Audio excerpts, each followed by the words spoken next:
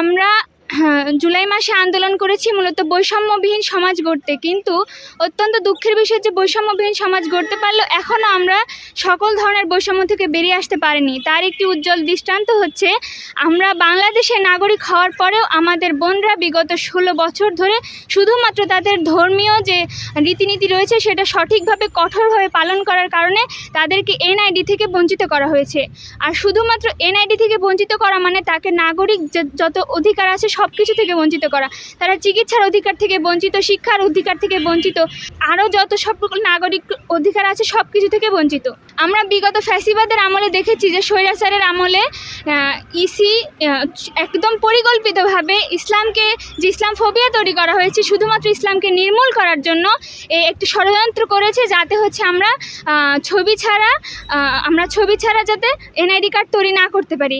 কিন্তু আমরা বলি যে আমরা ইউরোপকে অনুসরণ করি, আমরা আমেরিকাকে অনুসরণ করি। যদি তাই হয় তাহলে সেখানে আমরা যদি আজকে আমরা এই ভার্চুয়াল রিয়েলিটিভিটির যুগে এসেও যদি আমরা শুধুমাত্র ছবির উপরে নির্ভরশীল হয়ে থাকি, তাহলে আমরা কোথায় ডিজিটাল বাংলাদেশ পেলাম?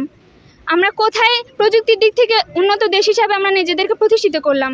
অথচ উন্নত দেশগুলোতে এখন দেখা যায় যে বায়োমেট্রিক্সের যে অন্যান্য পদ্ধতি আছে, ফেস রেস্ট্রিকশন বাদেও যে ফিঙ্গারপ্রিন্ট রয়েছে, আইরিশ রেটিনা রয়েছে, এগুলোকে ব্যবহার করা হয়। তাহলে কেন আমরা আমাদের বন্ধের সুবিধার্থে এগুলো ব্যবহার করছি না? কেন করছি না? এটা কি ষড়যন্ত্রমূলক বা উদ্দেশ্য প্রণোদিতভাবে ইসলামকে ক্ষতি করার চেষ্টা নয়? আমরা বলতে চাই যে আমাদেরকে এই যে 16 বছর ধরে যে বোনদেরকে বঞ্চিত করা হয়েছে সেই বৈষম্যের অবসান ঘটুক, আমাদের ধর্মীয় অধিকার আমাদের ফিরিয়ে দেওয়া হোক। আর যারা আপনারা মানবতার কথা বলেন, এটা শুধু ধর্মীয় অধিকার নয়, এটা মানবাধিকার বটে। যদি এই দেশে পোশাকহীনতার সংস্কৃতি তৈরি হয়, তাহলে আমরা বলবো কঠোরভাবে পর্দা পালন করার অধিকার আমাদেরও রয়েছে। যদি কেউ পোশাক খুলতে চায় সেটা তাদের বিষয়, কিন্তু আমরা পড়তে চাই, আমরা আমাদের ফেসকে ঢাকতে চাই, এটা আমাদের অধিকার। যদি হীনতার অধিকার থাকে তাহলে আমাদের এই কঠোরতার অধিকার আমাদের রয়েছে।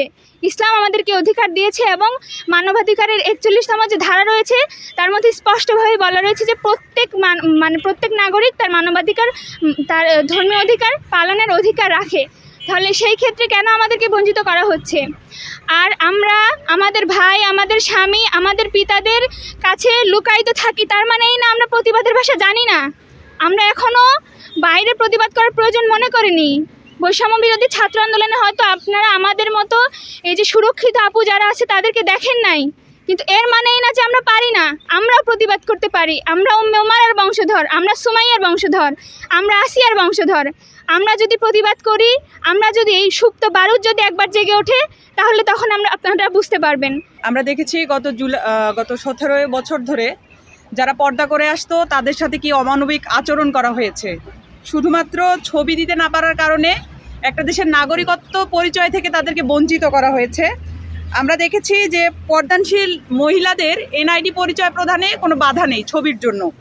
বিশেষ করে পরিচয় নিবন্ধন আইন 2010 এবং 13-তে পরিচয় শনাক্তর ছবির কথা উল্লেখ করা নাই, কিন্তু শুধুমাত্র ইসির কিছু স্বৈরাচারী ব্যক্তি তাদের নির্দিষ্ট মনোভাবের জন্য এই যে পর্দানশীল নারীদেরকে তাদের অধিকার থেকে বঞ্চিত করেছে, এর চাইতে দুঃখজনক আর কিছু হতে পারে না।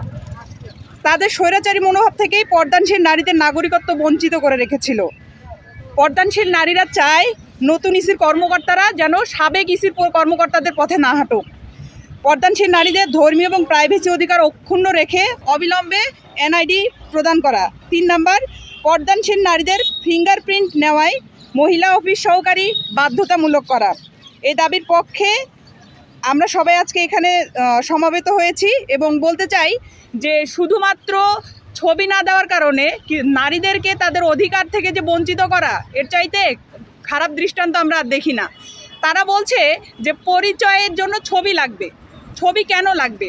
যারা ছবি দিচ্ছে না, যারা ছবি ব্যতীত পর্দা না করেই যারা এনআইডি কার্ড করছে, আমরা তাদেরকে দেখছি যে তারাই বেশি দুর্নীতিগ্রস্ত। এর প্রকৃষ্ট উদাহরণ এবং সবচেয়ে ভালো একটা উদাহরণ হচ্ছে আমাদের স্বৈরাচারী শেখ হাসিনা, যার এনআইডি কার্ডে কোনো পর্দা ছিল না, যিনি সশরীরে সব জায়গাতেই গ্রহণযোগ্যতা, কিন্তু আমরা তার দুর্নীতিগুলো দেখেছি এবং তার নিচে যে কর্মকর্তাগুলো ছিল আমরা তাদেরও দুর্নীতি দেখেছি। অথচ তারা কিন্তু এনআইডি কার্ডে কোনো পর্দা অন্তর্ভুক্ত ছিল না। তারা মনে করছে যারা পর্দা করে তারা দুর্নীতি, তাদেরকে পরিচয় শনাক্ত করা যাবে না। কিন্তু আমরা দেখেছি যে রোহিঙ্গারা কিভাবে বাংলাদেশে এসে 2.5 লক্ষ রোহিঙ্গা আমরা দেখেছি তারা ছবি অন্তর্ভুক্ত করে তারা দুর্নীতি করে কিভাবে দেশের বাইরে চলে যাচ্ছে। যখন ফিঙ্গারপ্রিন্ট নেওয়া হচ্ছে তখন বোঝা যাচ্ছে যে রোহিঙ্গা বাংলাদেশি নাগরিকত্ব না। তাহলে আমরা বাংলাদেশ পৃথিবীর সকল দেশ বায়োমেট্রিক পদ্ধতিতে এনআইডি কার্ড করছে, তাদের সকল কিছুতে এগিয়ে গেছে। বাংলাদেশ সব জায়গা থেকেই দ্রুত এগিয়ে যাচ্ছে, কিন্তু এখনও সেই সাবেক আমলেই পড়ে রয়েছে ছবি ছাড়া কোনো বাংলাদেশি নারীকে নাগরিকত্ব প্রদান করা হবে না। কিন্তু কেন হবে না এর কারণ আমাদের এখনও বোধগম্য না।